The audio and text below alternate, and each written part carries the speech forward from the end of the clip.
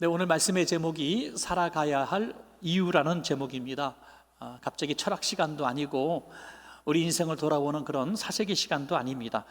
오늘 성경적인 근거에 의해서 우리가 왜 살아야 하는지 한번 우리가 살펴보도록 하겠습니다. 누군가 갑자기 여러분에게 지금 무슨 목적을 가지고 살아가고 계십니까? 왜 살고 계십니까? 라는 그런 다소 좀 공격적이고 무례하기 짝이 없는 그런 질문을 한다고 한번 생각해 보십시오. 그러면은 그런 생각을 우리는 해보지 않고 살았기 때문에 보통 이렇게 대답하죠. 제가 뭐 특별히 계획이 있어서 사나요? 살아 있으니까 사는 거죠.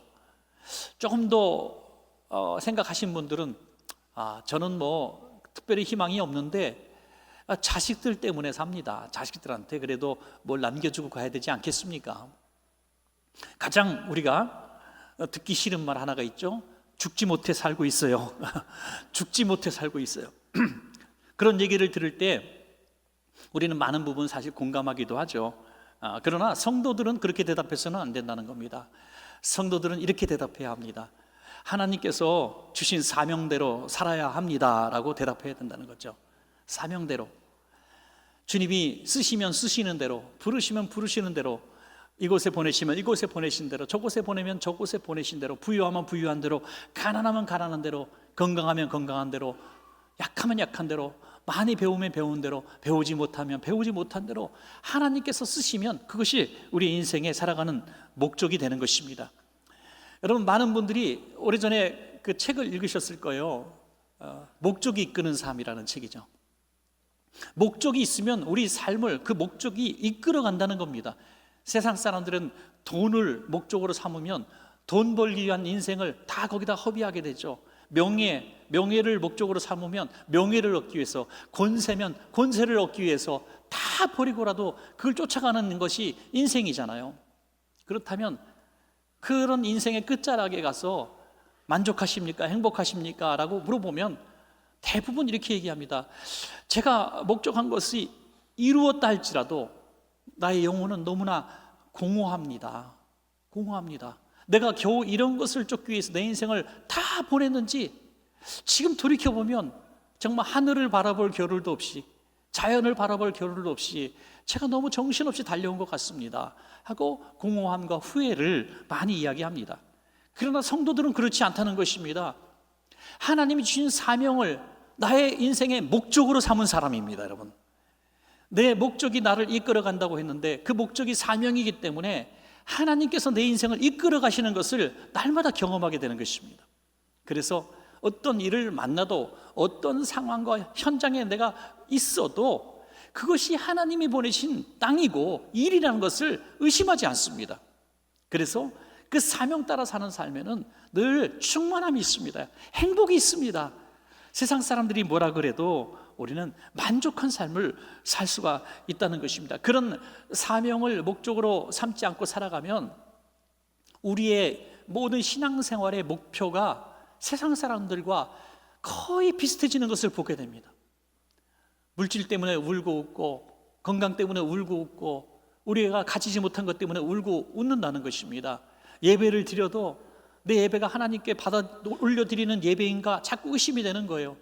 전에는 기도도 열심히 했는데 기도도 잘 되지 않아요. 신앙생활을 아주 수십 년 해서 예배는 너무 익숙하고 교회 봉사도 착착하고 그냥 누가 물어봐도 나는 그리스도인이라고 얘기하는데 나는 행복해야 된다고 생각하는데 이전에 있었던 그런 예배의 감격도 없어지고 즐거움도 없어지고, 전에는 예수 믿고 나서 세상이 달라 보이고 꽃들도 나에게 말하는 것 같고 너무 새들도 노래 부르는 것 같고 좋았는데 신앙생활이 오래가면 오래갈수록 더 이것이 뜨거워질 줄 알았는데 식어진다는 것입니다. 여러분, 저는 거기서 이런 진단을 내리고 싶습니다. 그런 이유는 하나님이 나에게서 멀어진 것이 아닙니다.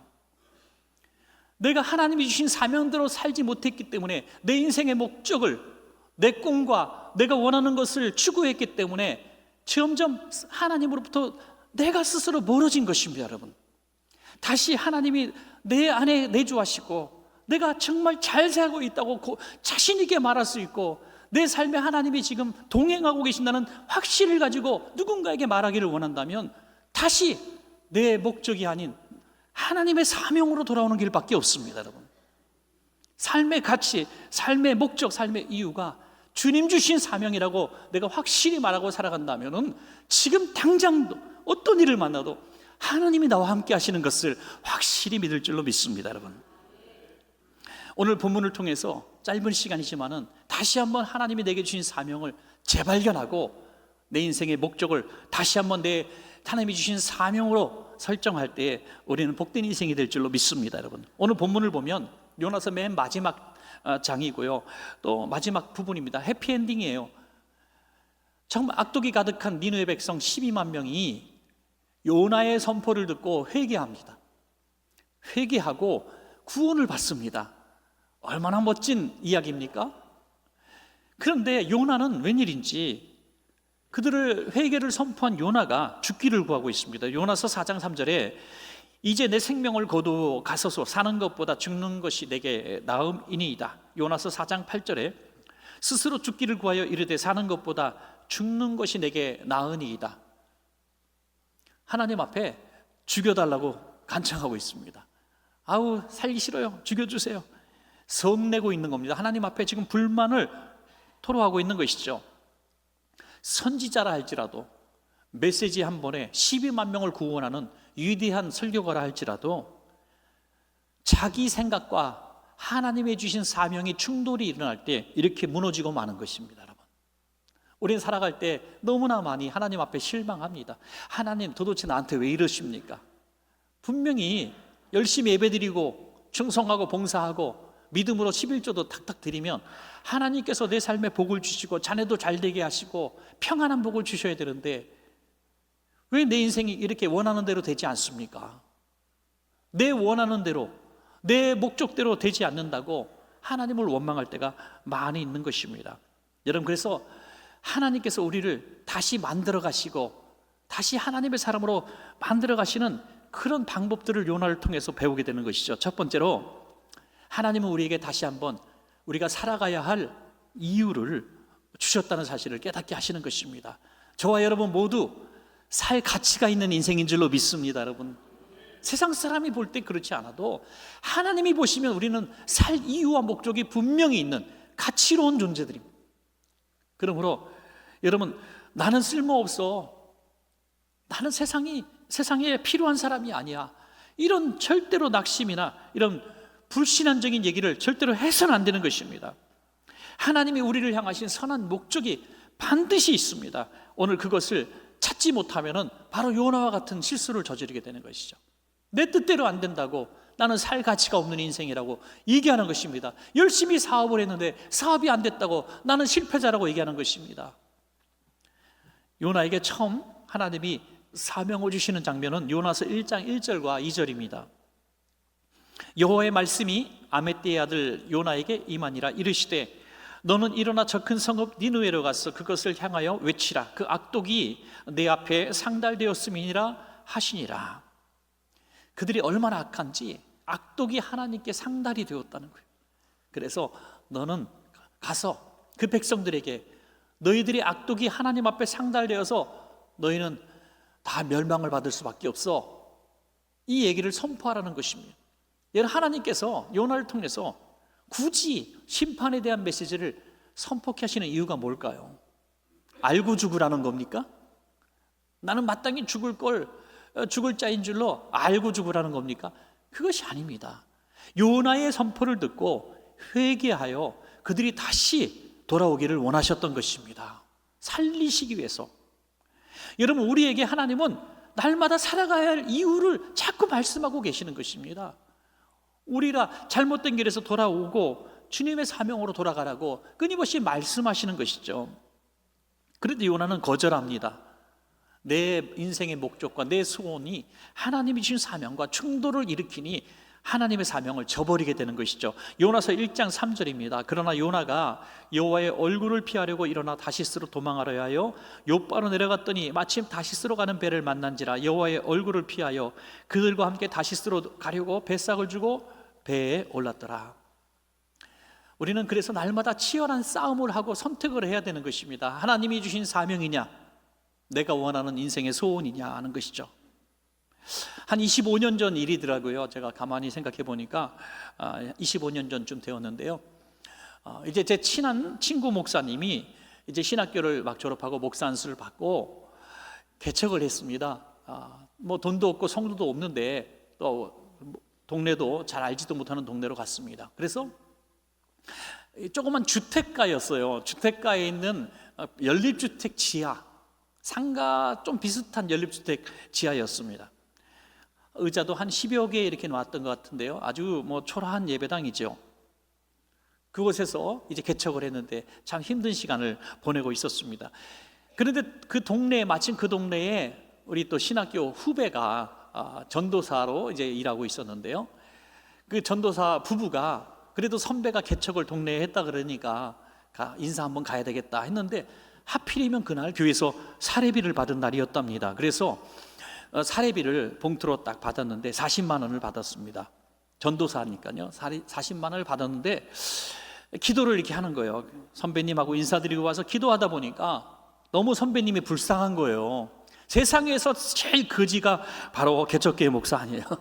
너무 불쌍해요. 뭐든지 다 필요해.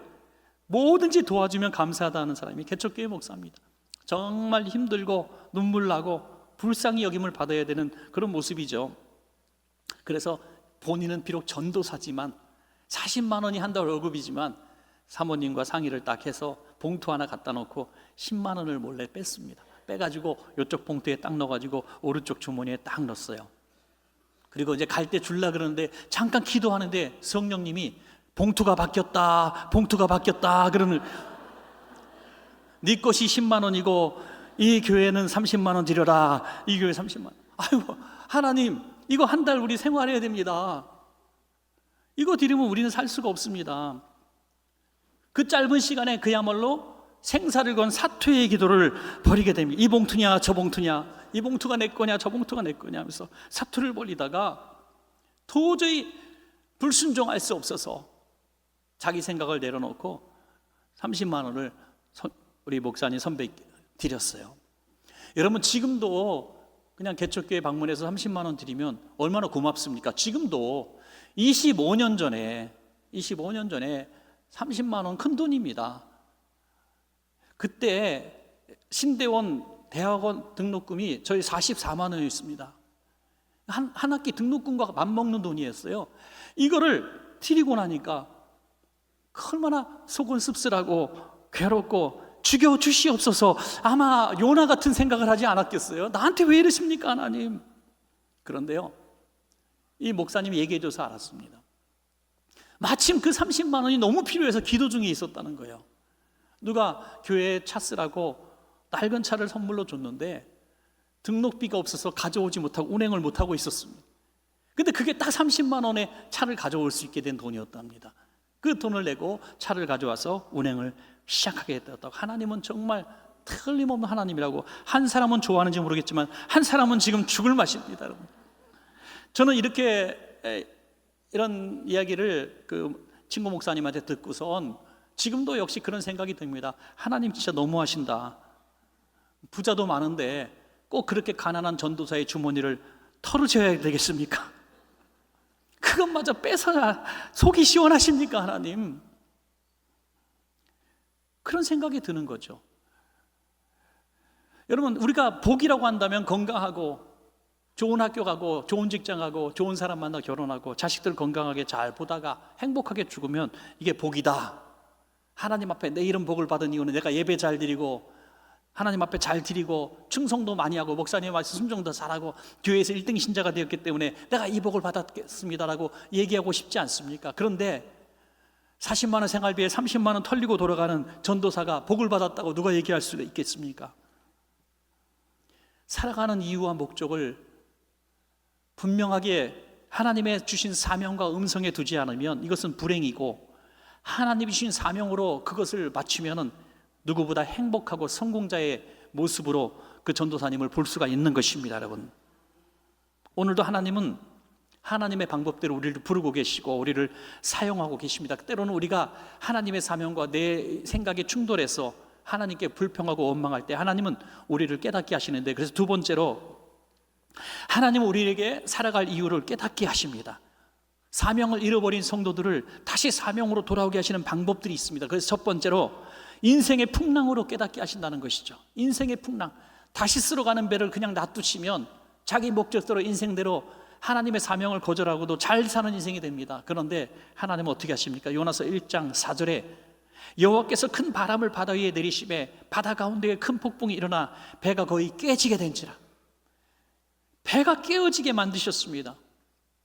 여러분, 우리가 때때로 우리의 인생의 목적을 성공과 쾌락과 즐거움, 명예, 권세로 설정하고 하나님 도와주세요라고 기도하면서 살아갈 때에 하나님은 풍랑을 주십니다. 그러면 우리는 이렇게 기도하죠. 하나님, 내가 교회 열심히 잘 다니고 있는데 왜 경제적인 환란이 왔습니까? 왜 질병의 풍랑이 왔습니까? 하고 전에 없던 기도도 하고 금식도 하고 금요 심야도 나와서 부르짖습니다. 하나님, 경제적인 환란을 멈추어 주세요. 질병의 풍랑을 멈추어 주세요. 그러나 여러분, 오늘 본문에 이렇게 말씀하신 여호와께서 큰 바람을 내셨다고 말씀하고 있습니다. 너의 인생의 목적을 빨리 내려놓고 주신 사명으로 돌아오라고 내신 풍랑이라는 것이죠. 이 사명을 다시 돌아오지 못하고 회개하지 않으면 풍랑은 멈춰지지 않습니다. 경제적인 고통 속에서 경제적인 문제를 풀어달라고 10년, 20년, 30년 허비하는 기도를 할 때가 있습니다. 얼마나 어리석고 응답받지 못하는 기도를 하는지 알 수가 없습니다. 빨리 하나님, 이 풍랑의 이유가 무엇입니까? 라고 우리는 물어봐야 합니다. 하나님 앞에. 우리의 고집과 우리의 소원을 앞세우지 말고 하나님의 생각을 물어봐야 합니다. 그러면 하나님께서 깨닫게 하실 것입니다. 풍랑을 통해서 요나는 깨닫습니다. 요나서 1장 12절에 나를 들어 바다에 던지라. 그리하면 바다가 너희를 위하여 잔잔하리라. 너희가 이 큰 폭풍을 만난 것이 나 때문인 줄 내가 아노라. 요나가 드디어 깨달았습니다. 하나님께서 풍랑을 주시고 배를 깨어지게 만드신 것이 바로 나 때문인 것을 깨달았다고 하는 것이죠. 여러분, 우리는 때때로 이런 깨달음을 얻게 됩니다. 내가 부모된 내가 하나님 앞에 바른 신앙생활하지 못하고 불순종해서 내 자녀들이 애매히 고난을 당하는구나. 우리 직장에, 우리 직업, 우리 사업체에 사람들이 애매히 고난을 당하는구나. 목회자인 내가 잘못해서 죄 없는 우리 성도들이 이렇게 고통을 받는구나. 이런 깨달음이 주어진다고 하는 것입니다, 여러분. 그러면 어떻게 해야 될까요? 주님, 내가 죄인입니다. 고백하는 거예요. 나를 바다에 던지라. 내가 이 모든 불행의 씨앗이 된 것을 고백하라는 것입니다. 요나는 희망이 있는 사람이에요. 요나는 괜찮은 사람이다, 요나는. 그런데 오늘날 도무지 해결의 실마리가 보이지 않고 희망이 보이지 않는 가정과 교회와 공동체는 무엇입니까? 나를 바다에 던지라가 아니라 저놈을 바다에 던지라. 그러거든요. 저놈을 바다에 던지라. 선장이 운전을 잘못해가지고, 선원이 노를 잘못 쪄가지고, 이 나라가 대통령이 잘못해가지고, 또 우리 사업자, 우리 사장이 잘못해가지고, 우리 교회 목사가 잘못해가지고 우리 교회가 풍랑을 만났다고 얘기하는 것입니다. 이럴 때는 풍랑이 멈춰지지 않습니다. 내가 바닷속에 던져질 때, 내가 죄인임을 고백하고 내가 주님 앞에 두 손 들 때 풍랑이 멈춰질 줄로 믿습니다, 여러분. 제가 잘 아는 목사님, 지금 은퇴하셨는데 이 최 목사님이 개척하고 너무 어려운 시절에 그래도 선배 목사님 찾아갔습니다. 좀 큰 교회를 이룬 선배 목사님, 존경하는 목사님 찾아가서, 목사님, 제가 개척을 했는데 너무 힘드니까 몇 년만 도와주세요 라고 정말 부끄럽지만 부탁을 했습니다. 그때 목사님께서 너무 측은히 보시면서, 그러면 내가 뭐 조금씩 도와줘 봐야 뭐 하겠냐, 뭐 다음 달 세 번째 주일 저녁에 와서 강단에 서면 내가 그날 교인들한테 얘기하고 헌금을, 특별 헌금을 걷어서 너한테 줄 테니까 이걸 가지고 한번 힘내봐. 목사님, 너무 감사합니다.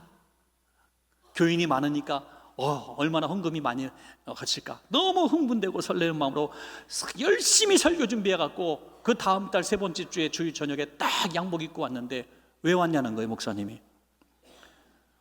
맞아, 내가 강사로 불렀지. 아이고 미안해, 깜빡 잊고 내가 다른 사람 강사로 세웠네. 그럼 너무 수치스럽고 부끄러웠는데, 진짜 미안하다. 다음 달 오늘 똑같은 시간에 오라는 거예요. 그래서 한 번은 그럴 수가 있겠지 하고 갔는데, 여러분 이건 거짓말이 아닙니다. 그분이 직접 들은 얘기예요. 두 번째로 갔는데 또 잊어버리신 거예요. 또 잊어버리신 거예요. 너무 억울하고 분하고 화가 나서 눈물이 줄줄줄줄 흘렀다. 그때 특별히 두 번째 갔을 때는 사모님도 같이 갔대. 그래갖고 너무 부끄러워가지고 그냥 도저히 갈 수가 없어서 기도실에 가서 기도를 하는데, 교회 기도실에서 하나님 진짜 억울하고 분해요. 왜 내가 목사가 돼서 이 고통을 이 부끄러움을 당해야 돼? 막 원망하는데 하나님의 음성을 탁 주시더래요. 네가 설교하러 왔냐? 돈 받으러 왔지. 그러지. 네가 설교하러 왔냐? 돈 받으러 왔지. 그 순간에 청천벽력 같은 하나님의 음성 듣고 그분은 이렇게 책에 썼습니다. 그날은 내가 거지 목사에서 선교하는 목사, 주는 목사로 거듭난 날입니다. 그 헌금을 받고 돈을 받아 갖고 와서 목회한 것보다도 멸시와 수치를 통해서 더 거듭난 주는 교회, 선교하는 교회가 된 줄로 믿습니다. 여러분, 풍랑은 우리를 영적 깊은 잠에서 흔들어 깨우는 하나님의 방법입니다. 이 풍랑을 통해서 살아갈 이유를 사명에 두시는 우리가 되기를 바랍니다. 또한 기도로 우리를 깨닫게 하시는데요, 요나서 2장 1절 보니까 요나가 물고기 뱃속에서 그의 하나님 여호와께 기도하여 라고 했습니다. 기도하면 하나님이 주신 사명을 깨닫습니다. 그런데 기도하지 않아요. 요나에게 처음 이 사명을 주셨을 때 하나님 순종하겠습니다. 그러면 참 좋겠죠. 그런데 조금 마음에 안 들면 우리는 이렇게 대답합니다. 하나님 기도해 볼게요. 그렇죠? 누군가 목사님한테 도움을 청하러 왔을 때 기도합시다 그러면 응답이 아니에요. 그죠? 이거는 좀 기도합시다. 이거는 생각 좀 해보겠다는 얘기예요. 그런데 그런 기도조차 하지 않았다는 거예요. 그리고 자기 생각대로 다시 쓸어가는 반대편배를 집어탄 거예요, 여러분. 그렇게 잘못된 길을 걸을 때 하나님은 포기하지 않습니다. 하나님의 방법은 뭐냐면 다시 기도하는 자리로 불러내시는 겁니다, 여러분. 기도하면 하나님이 주신 사명을 볼 수밖에 없는 거죠. 어떤 분은 기도하는데 어떤 중요한 문제 놓고 기도하는 너무 불안해서 기도를 못 한대요. 왜? 하나님이 감당하지 못할 사명을 주실까 봐 기도를 못 한대요. 제가 공감합니다. 여러분, 없을 때는 기도가 나와요. 아플 때는 기도가 나오고요, 아무것도 내가 누릴 게 없을 때는 막 결사적인 기도가 나와요. 주시옵소서, 주시옵소서. 그런데 많은 걸 가졌을 때는 기도가 안 나와요. 달라 그럴까 봐 하나님이. 여러분, 제가 세상 천지에 복권 10억 원짜리 당첨되고 하나님 이 돈을 어떻게 쓸까요? 기도하는 사람 한 번도 본 적이 없습니다. 무서워서 기도 못합니다. 주님께 드려라 그럴까 봐. 그러니까 저 요나가 물고기 뱃속에 기도하듯이 저 깊은 산속 기도원에 가서 금식하며 기도하는 사람은 아무것도 없는 사람, 누릴 게 없는 사람, 그때 하나님 앞에 무릎 꿇게 되는 것이죠. 요나는 그 물고기 뱃속 같은 기도원에서 부르짖어 기도하는 기도를 회복하게 됩니다. 그리고 응답을 받습니다. 요나서 2장 6절에 나의 하나님 여호와여, 주께서 내 생명을 구덩이에서 건지셨나이다. 건지셨나이다. 이미 구원받은 줄로 믿고 선포하는 것입니다. 여러분, 하나님이 응답하시고 하나님이 함께 하시는 것, 기도를 통해서 깨닫는 순간이 오면 그 믿음대로 선포하시기 바랍니다. 아직도 여전히 몸이 아프지만 하나님, 내가 기도했고 내 마음속에 확신이 주어졌습니다. 저는 나은 줄로 믿습니다라고 선포하라는 것입니다. 이것이 너무나 귀한 것입니다. 마가복음 11장 24절에 우리 한번 같이 읽어보겠습니다. 시작. 무엇이든지 기도하고 구하는 것은 받은 줄로 믿으라. 그리하면 너에게 그대로 되리라. 할렐루야. 마지막 세 번째로 말씀으로 깨닫게 하시죠. 요나는 이제 물고기 뱃속에서 나와서 복음을 증거하고 그들이 회개하고 구원받습니다. 그런데 그들이 멸망을 당하는 것을 구경하려고 초막을 짓고 앉아 있었던 요나는 지금 분노하게 된 것이죠. 얼마나 가증한 일입니까? 회개하고 구원받으라고 선포해놓고 돌아와서는 회개 안 하기를 바라는 거죠. 죽기를 바라는 겁니다. 하나님의 마음은 아랑곳하지 않고 자기 마음을 여전히 버리지 못하는, 일은 하지만 기쁨으로 일한 것이 아닌, 여러분 수많은 그리스도인들이 그렇다는 겁니다. 순종하며 열심히 일하는 것처럼 보이지만 마음에 맞지 않아요. 마음에는 기쁘지 않아요. 그러면서도 그냥 그리스도인이니까, 교회의 중직이고 성도니까 그냥 맡은 바 일에 헌신하고 있다고 생각하는 것입니다. 여러분, 그것이 바로 나는 이랬지만 하나님이 영광받는 데 관심이 없는 사람의 모습이 아닐까요, 여러분? 요나서 4장 6절에 하나님 여호와께서 박농쿨을 예비하사 요나를 가리게 하셨으니 이는 그의 머리를 위하여 그늘이 지게 하며 그의 괴로움을 면하게 하려 하심이었더라. 요나가 박농쿨로 말미암아 크게 기뻐하였더니, 그들이 멸망당하는 장면을 보기 위해서 관람석에 앉아있는 요나를 위하여 박농쿨이 자라게 해서 햇빛 가리개를 만들어 주셨다는 거예요. 도대체 무슨 생각으로 그러셨을까요? 그런데 요나는 너무 기뻐했다는 거예요. 여러분, 여기서 요나가 어떤 사람인지 보게 되는 것입니다. 12만 명이 구원받은 것은 기뻐하지 않고 자기 박농쿨로 시원하게 된 것, 자기 머리가 시원하게 된 것 때문에 기뻐해도 크게 기뻐했다는 것입니다. 여러분, 우리는 사명을 잃어버리면 이렇습니다. 하나님의 뜻대로 살지 않으면 이렇습니다. 하찮은 내 인생의 박농쿨 한 장에 웃고 웁니다. 건강하면 웃고 아프면 웁니다. 돈 좀 생기면 웃고 돈 잃어버리면 웁니다. 또 우리가 직장에 들어가면 웃고 퇴직당하면 웁니다. 우리의 박농쿨 한 장에 울고 있는 인생입니다. 우리의 일을 통해서 12만 명이 살거나 죽거나 주님은 어떻게 되시거나 관심이 없다는 것입니다. 여러분, 이것이 바로 요나의 모습이고, 하나님 주신 사명을 버려버린, 자기 인생의 목적을 온전히 자기만을 위해 살아가는 인생의 목적을 가진 사람의 모습이며, 박농쿨 한 장에 우리의 인생을 거시겠습니까? 주님 주신 12만 명을 구원하는데 우리 인생을 거시겠습니까, 여러분? 제가 목사님들과 만나서 얘기할 때 가슴 아픈 얘기를 종종 들어요. 목사님, 우리 교회 장로님들, 우리 교회 성도님들은요, 교회가 부흥되는 걸 원하지 않아요. 성도들이 새신자 오는 걸 기뻐하지 않아요. 오면은 이상한 눈초리를 보고 흰천지 아닌가, 저 사람은 또 와서 괜히 우리 주인 노릇하는 게 아닌가 쫓아낸다는 거예요. 그런 소리 너무 감사. 근데 우리 교회는 너무 감사한 거 있죠. 오늘 9명 아침에 등록해, 오늘 4명 등록했다니까 여러분들이 박수를 치잖아요. 우리 교회 성도님들은 요나와 같지 않음을 감사합니다, 여러분. 할렐루야. 정말 이것이 기쁨이 되어야 되지 않겠습니까? 한 영혼이 돌아오는 것이 내가 아픈 것보다, 내가 뭐 돈 버는 것보다, 내가 잘 되는 것보다, 잃어버린 한 영혼이 주일날 주님 앞에 와서 우리와 같은 형제자매가 될 때 우리는 이 모든 슬픔보다 이 기쁨으로 가리워지는 것입니다, 여러분. 요나는 박농쿨을 하나님께서 만들었다가 탁 뺏어 가시니까 혼미하여 죽을 정도가 돼. 화딱지가 난 거예요, 화딱지가. 그래가지고 요나서 4장 10절에 화를 내니까 하나님께서 이렇게 대답하십니다. 여호와께서 이르시되 내가 수고도 아니하였고 재배도 아니하였고 하룻밤에 났다가 하룻밤에 말라버리니 박농쿨을 아꼈거든.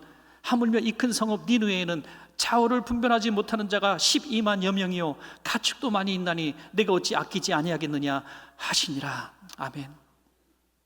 주님은 영혼을 아끼셨고 요나는 박농쿨을 아꼈습니다. 우리가 주님 앞에 설 때에 우리가 평생 잃어버릴까 애주중지하며 손 벌벌 떨면서 꼭 끌어안고 있었던 것은 박농쿨 한 장밖에 되지 않는다는 것을 깨달아야 합니다. 우리가 주님 앞에 남겨두고 갈 것은 우리를 통해서 구원받은 영혼들입니다. 우리를 통해서 위로받은 영혼들입니다. 우리를 통해서 공부하고 치료받고 살만한 이유들을 찾게 된 불쌍한 영혼들인 것입니다. 우리가 그 12만 영혼을 내게 주신 사명의 대상으로 알고 열심히 헌신하고 충성할 때 언제 우리를 부르셔도 우리는 외롭지 않고 실패자가 아닌 것입니다. 바울은 다메섹 도상에서 거듭난 인생이 될 때 이렇게 선포합니다. 로마서 14장 7절에서 8절입니다. 우리 중에 누구든지 자기를 위하여 사는 자가 없고 자기를 위하여 죽는 자도 없도다. 우리가 살아도 주를 위하여 살고 죽어도 주를 위하여 죽나니 그러므로 사나 죽으나 우리가 주의 것이로다. 우리가 살아가야 할 분명한 이유는 그래서 사명입니다. 주님의 일을 하는 기쁨을 갖는 사람입니다. 그럴 때 우리가 주님 앞에 언제 어느 때 부름받고 섰을 때에도 우리는 절대로 공허한 인생 실패자가 아니라 우리를 통해 구원받은 수많은 영혼들이 우리를 환송해주고 또 천국에서 만나는 영혼들이 될 줄로 믿습니다. 여러분 모두 성공적인 삶의 이유를 갖는 성도님들 되시기를 축원합니다.